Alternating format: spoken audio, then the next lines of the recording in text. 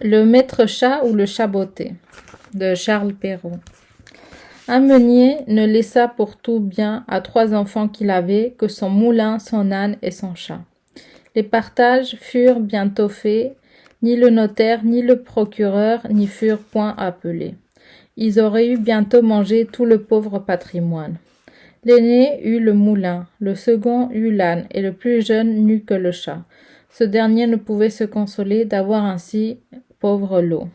Mes frères, disait-il, pourront gagner leur vie honnêtement en se mettant ensemble. Pour moi, lorsque j'aurai mangé mon chat et que je me serai fait un manchon de sa peau, il faudra que je meure de faim.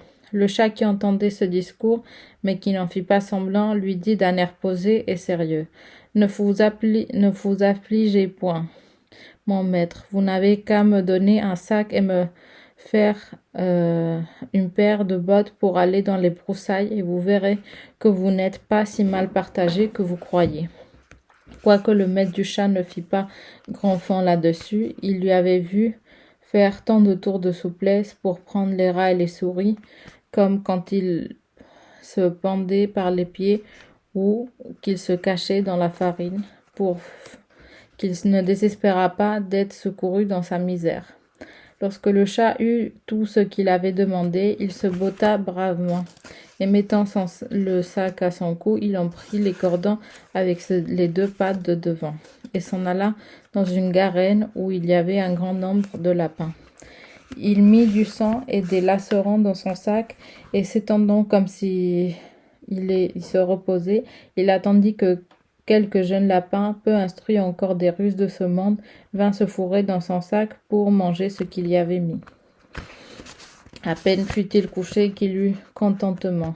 Un jeune étourdi de lapin entra dans son sac, et le maître chat, tirant aussitôt les cordons, le prit et sans miséricorde. Tout glorieux de sa proie, il s'en alla chez le roi et demanda à lui parler. On le fit monter à l'appartement, où, étant entré, il fit une grande révérence au roi et dit « Voilà, sire, un lapin de Garenne que monsieur le marquis de Carabas, c'est le nom qu'il lui prit en gré de donner à son maître, m'a chargé de vous présenter de sa part.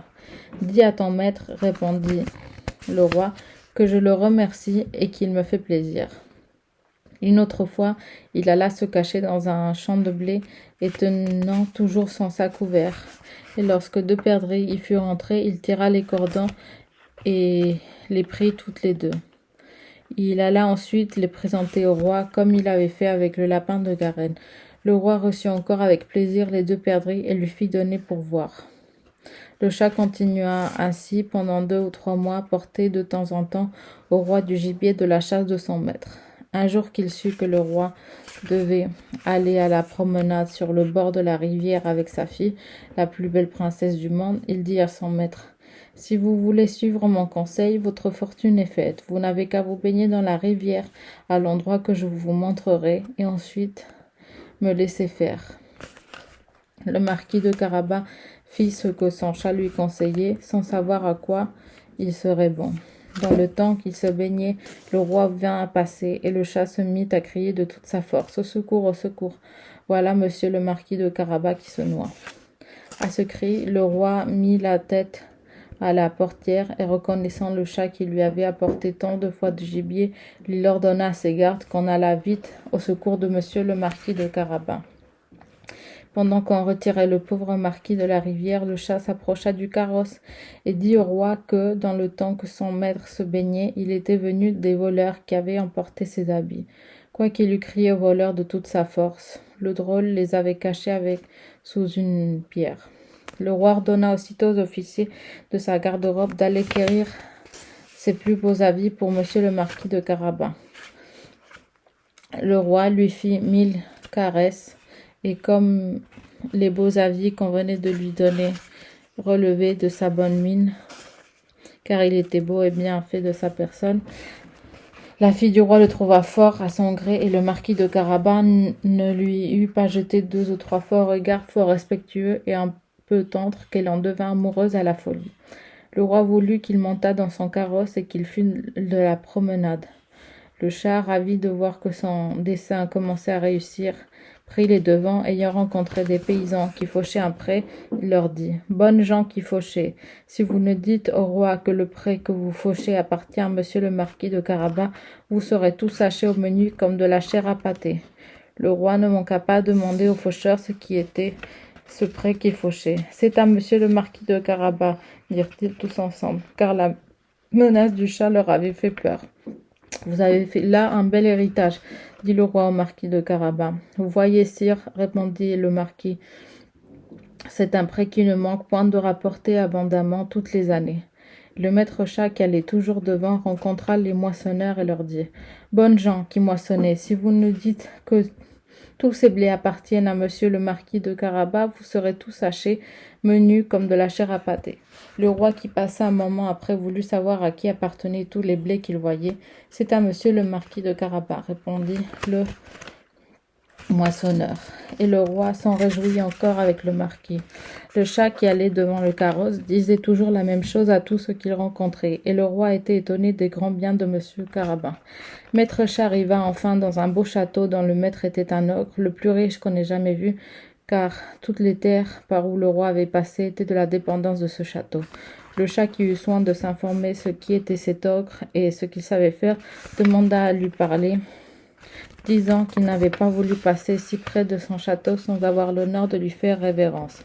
L'ogre le reçut aussi civilement que le peut un ogre et le fit le reposer. On m'a assuré, dit le chat, que vous aviez le don de vous changer en toutes sortes d'animaux, que vous pouviez par exemple vous transformer en lion, en éléphant. Cela est vrai, répondit l'ogre brusquement, et pour vous le montrer, vous allez voir devenir lion.